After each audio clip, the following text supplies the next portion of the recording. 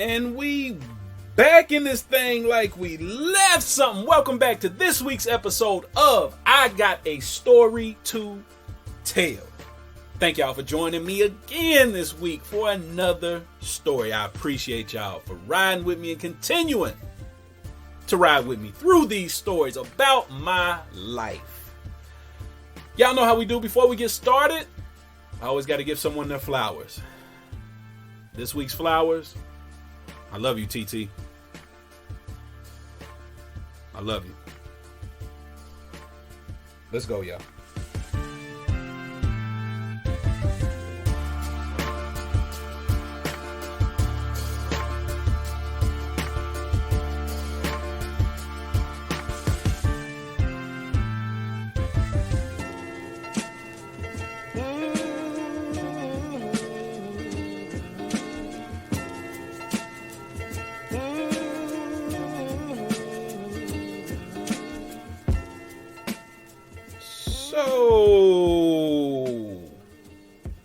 This story takes place in the year 1988. That's 1988.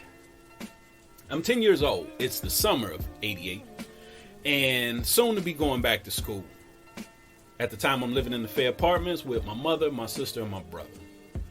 And around this time, I was a huge baseball fan, baseball fanatic. And to the point, like, I was big in collecting baseball cards, would watch baseball. One of the best days of the year for me as a kid growing up in Cincinnati was the day of the All-Star game. You know, the middle of the summer. And being a kid from Cincinnati, we had the Cincinnati Reds, and they were a National League team. So we only got to watch National League games. The only time we got to see American League games were during the game of the week on Saturday. Now, my favorite player at the time, or my favorite player of all time, I should say, in baseball was Don Mattingly, first baseman for the New York Yankees. That's what made me a Yankee fan as a kid. I was a Don Mattingly fan. My other favorite player was Barry Larkin, shortstop for the Reds. Two of the greatest gifts I've ever received in my life. My brother, when I was 15, my brother got me a autographed Barry Larkin baseball. And one of the other greatest gifts I've ever received, my friend Corey got me a Don Mattingly rookie card. So I was big into baseball. And a lot of my friends were too. Even though we was living in the hood, baseball was a big deal to us. And so during the summertime and sometimes in the fall, we would go outside on the basketball court and play baseball.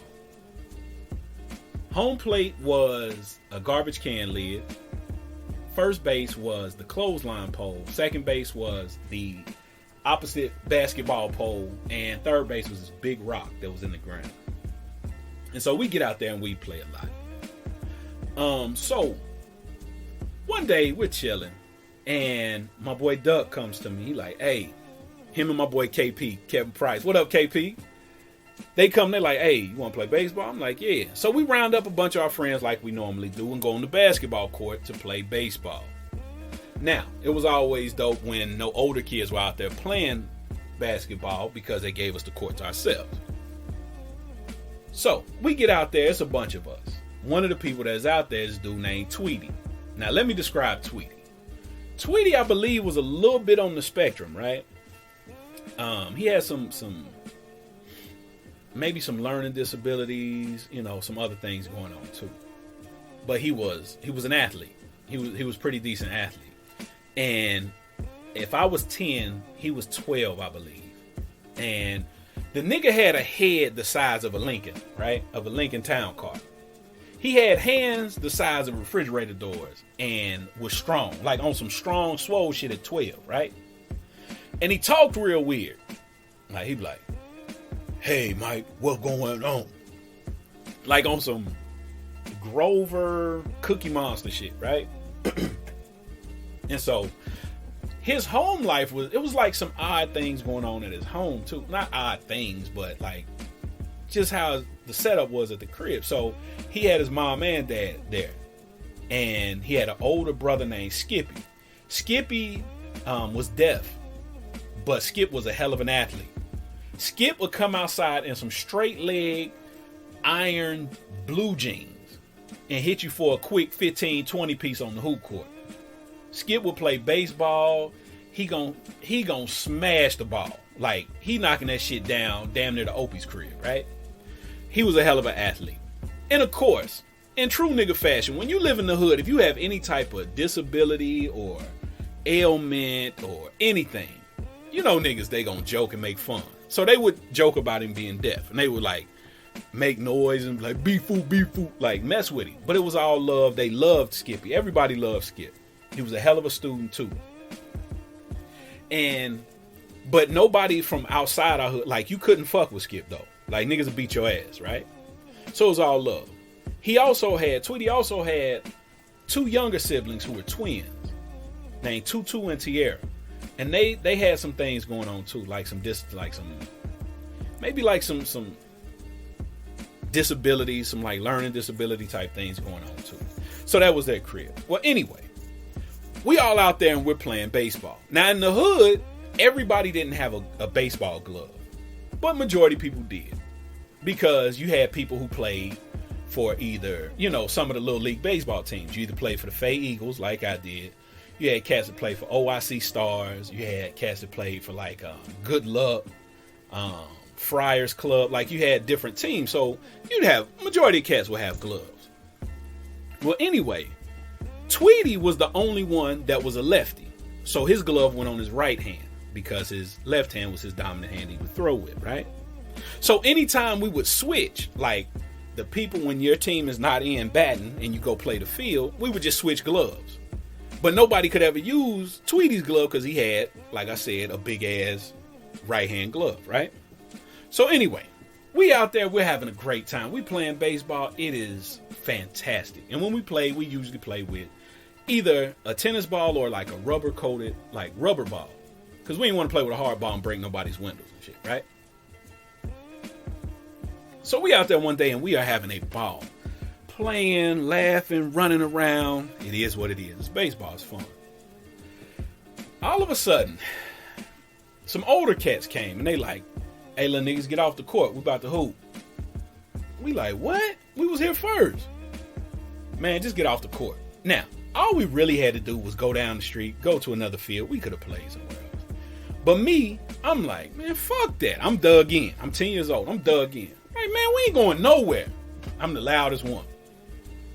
Now, a couple of my other friends, they like, all right, man, come on, man, let's just go. I'm like, nah, we was here first. So we back and forth. Nah, we ain't leaving. We ain't going nowhere. They getting mad. Hey, little Kevin, get off the hoop court. They calling me little Kevin. So I'm like, man, hell no. Man, get your ass off the court. So now, Tweety takes it upon himself. This is how I'm going to get the guys to like me. Because, of course, he wanted to be accepted. Now, the guys who were like my brother's age and older, who were the athletes, you know, Rank, Ish, Trez, you know, all these guys, they was athletes and they were good and all that shit. And Tweety wanted that. He wanted that acceptance. So this is his opportunity. So what does he do?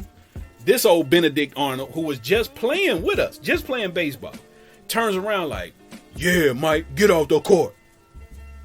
I'm like, nigga, you was just playing with us. What are you doing? So I'm mad at him now. My attention is on him. Like, bitch, you done switched? So me and him start arguing. So he's going extra hard because he's trying to get them to be like, man, yeah, tweet. Like, I guess he feels like this is going to be his way in. That they're going to be like, oh, he cool. He got the nigga off the court. But I'm not going nowhere. Like, I'm standing pat on what I said. Nigga, I'm not getting off the court. Period. Again, I'm 10. Tweety is a cut up, swole 12-year-old, right? I know if this shit gets physical, my ass is as good as whooped, right? But I still ain't going. No, nigga, I'm not leaving. I was here first. So Tweety, he's dug in too. He has his point to prove. I got to get these guys to accept me. So he's going to go extra hard. Now, in the back of my mind, I'm thinking, if he grabs me, it's a wrap. If he punches me, it's a wrap. So I'm thinking, damn, don't let him punch you. Don't let him grab you. Because if he grab me, he probably gonna slam me. So I'm like, shit. So he starts walking up on me. He's walking close to me. I said, get off the court. And me being a 10-year-old kid, I said, I'm not going nowhere. So we back and forth. Now he getting extra heated. Because it's like now the older cats are seeing him go back and forth with a 10-year-old kid. And he can't get this 10-year-old kid to do what he want him to do. So I'm like, man, fuck that. He gets ultra close to me. And I'm like, shit, if this dude punched me, how do I get up? What do I do to save face in this situation? Because I'm going to be embarrassed. I know niggas going to be like, ooh, all that extra shit, right? So he's getting closer and closer, and I'm backing up, and I'm like, damn, I hope he don't punch me in my eye, or my nose, or my mouth, or my jaw, or none of that, right? So I'm staying back because I know if he grab me, he's going to belly-to-belly suplex me on this ground, right? So I'm backing up.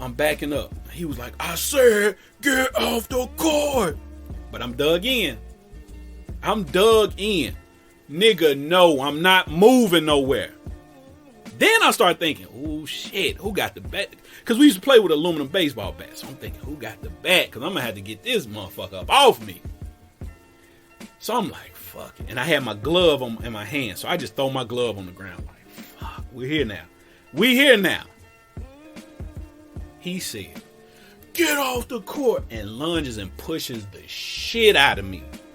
I fall. Boom. I'm like, oh shit. And in true fashion, what do cats do? Ooh, damn, he pushed the shit out of her. So they doing all that shit, right? So I'm embarrassed, but I have to think, how can I come back from this? How can I save my shit, right? So I get up. And he had turned and kind of like start walking away from me. Man, I pushed him hard as shit. Man, he turned around and just like started coming toward me. I'm like, oh shit. My hands are at my side and they're balled up. Cause I'm thinking, okay, he get close enough in range. I can throw two real quick. He was the hitting two quick ones, right? Let him eat them two. Bop, bop. But he got on me too quick and he lunged. Man, this dude pushed me in my chest so hard, I swear my shoulders touched. I fall on my ass first. Boom! And like, my body goes back and I scrape my elbow and I'm like, ah! Man, that cement on that basketball court tore me up. I'm like, oh. So now he knows, like, I didn't really put this dude down. He turns and he's walking toward them. And it's a whole bunch of ha, he, he. I told him to get off the court. All that shit, right? Man, I'm like, man, fuck this. I pick up a rock. There's a rock sitting right next to my arm. I pick it up and I stand up. And I run up as fast as I can. And I got the rock in my hand. And I'm probably 5 feet from him. And I'm about to launch this thing in the back of his head. Because he's not looking at me. But something told me, like, dude, if you throw this and hit this boy in the head with this big ass rock, because the rock is the size, I can't like hold, like I can't grip my hand around it. Like I can hold it in my hand and I'm barely getting my hand around it to keep it in my hand. So I'm like, if I hit this dude in the head, I'm going to kill him. Now I got to go to 2020, juvenile detention, over there, 2020 Auburn Avenue. Now I got a body. And all I had to do was get off the hoop court, right? So midway through, like, I'm about to let it go, I decided to keep it in my hand. And I hit him, like, with the rock, but I never threw it. It never left my hand. It was just boom! Like I was holding the rock, back of the head. Boom! He woozy. Oh, he woozy. I said, oh, shit. Uh-oh. He turned around. Y'all know how Michael Jordan, I don't know if Michael Jordan got jaundice. You know, I ain't trying to put that on him, say he got some type of liver disease. But y'all know Michael Jordan got yellow eyes, right? Tweety turned around and his shit passed yellow. Them shits was red, right? Like a bull. Like, I'm like, oh, shit. I done made this nigga mad as shit. I'm like, oh, he about to kick my ass. He walk up on me. I'm like, oh, shit. I'm backing up. I'm like, oh. So now I'm thinking, He get close. I'm just gonna have to throw this rock because I still got the rock in my hand. I'm like, I'm just gonna throw it and run. He walking toward me. He walking toward me. He walking toward me. He get close enough. I punked out. I was gonna throw it at his face, but I threw it at his leg. So he had to like back up. And when I threw it, I took off running for the house. I'm like, oh, I gotta go get my brother for this. So I walk in the house. I'm like, Kev. He like, what? Man, Tweety trying to beat me up. Tweety trying to beat me up. He like, what? Man, my brother come out the crib. He walked to that basketball court. He don't ask no questions. This nigga get nose to nose with Tweety. He like, nigga, I will beat your motherfucking ass. Tweety like, but Kevin, not Kevin with a V. He put a B in it. But Kevin, Mikey wouldn't get off the court.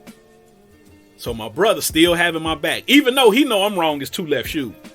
My brother know. He know I was on some bullshit, right? But he still like, I don't give a fuck what he did.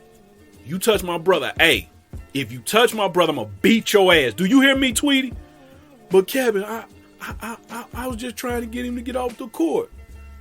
My brother like, I don't care what you was trying to do. Nigga, you hear me? Tweety like, okay, Kevin. Okay. My brother, Mikey, get your ass in the house. Man, I walk in the house, my brother cuss me out. Why you back there starting shit? You know, yada, yada, yada, yada, yada. I'm like, oh, shit, nigga. But I knew. I learned a few things that day. A, my brother always gonna have my back, right? He don't care who it is. He gonna do what he do in public, but when we get in private, he gonna cuss my ass out if I'm wrong.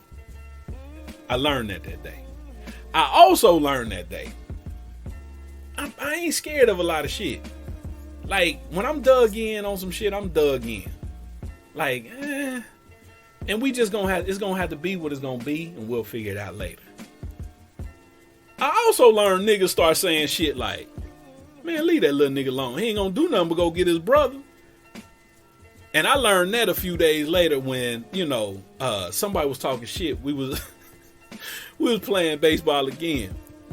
And the older cat was talking a little shit. And I was like, man, shut up. And he was like, man, you ain't gonna do nothing but go get your brother. I was like, I ain't gonna go do shit. But knowing deep down inside, I would. That's all I was gonna do was get my brother. But like I said, that day taught me a few things that I'll never ever forget. Main one being, my brother got me. I'm out.